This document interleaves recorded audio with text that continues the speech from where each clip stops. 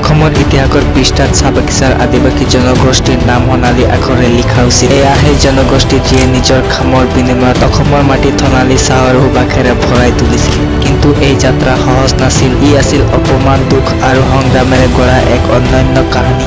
ঊনবিংশ শতাব্দীত ব্ৰিটিছ শাসকসকলে চাহ শিল্প আৰম্ভ কৰাৰ সময়ত মধ্য ভাৰতৰ বহু আদিবাসীক শ্ৰমিক হিচাপে অসমলৈ আনিছিল। সেই সময়ত তেওঁলোকক মিছা প্ৰতিশ্ৰুতিৰে আকৃষ্ট কৰা হৈছিল, স্বৰ্গৰ দৰে ঠাই বুলি কৈ। কিন্তু অসমলৈ আহি তেওঁলোকে পৰিছিল কঠিন বাস্তৱতাত। জংঘলৰ মাজত কঠোৰ পৰিশ্ৰম, ৰোগ, কষ্ট আৰু অপমানৰ জীৱন। তথাপি সেই দুখৰ মাজতো তেওঁলোকে আশা নেহেৰুৱালে। তেওঁলোকৰ নিজৰ ভাষা, গান, নৃত্য, উৎসৱ সংৰক্ষণ কৰি ৰাখিলে। কৰম পূজা, টুচু পূজা, চাৰুল উৎসৱ আজিও তেওঁলোকৰ মনত জীৱন্ত। তেওঁলোকে নিজৰ সংস্কৃতিৰ প্ৰতিপন্ন কৰিলে যে গৌৰৱৰ মানৱ জাতিক কেতিয়াও দমন কৰিব নোৱাৰে।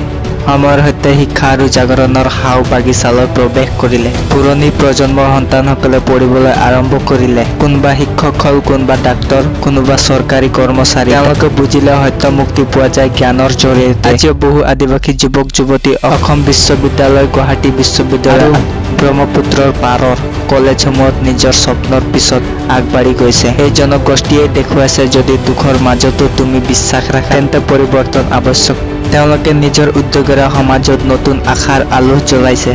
কোনোবা সমাজ সেৱা কৰি আছে, কোনোবা উদ্যোগতা শিকাইছে, কোনোবা শিক্ষাৰ আলোক প্ৰচাৰ কৰিছে। চাহ বাগিচাৰ আদিবাসী জনগোষ্ঠীৰ এই কাহিনী এটা শিক্ষা যে তুমি যি পৰিস্থিতিতে জন্ম নোলোৱা কিয়, যদি তুমি অধ্যৱসায়ী, শৃংখলাবদ্ধ আৰু আত্মবিশ্বাসী, তেন্তে তোমাৰ পৰিচয় তোমাৰ ভাগ্য নিৰ্ধাৰণ নকৰে। তুমি নিজে তোমাৰ ভাগ্য লিখিব পাৰা। আজিৰ দিনত এই জনগোষ্ঠীৰ সন্তানসকলে নিজৰ মূলে গৌৰৱবোধ কৰে। তেওঁলোকে কয়, আমাৰ পূৰ্বজসকলে ঘাম সিঁচি এই মাটিৰ উৰ্বৰা কৰিলে।